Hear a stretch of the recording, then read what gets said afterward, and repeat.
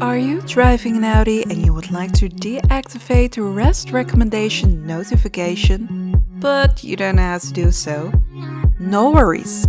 Just watch this video and I will show you in a few simple steps how to deactivate the rest recommendation notification in your Audi.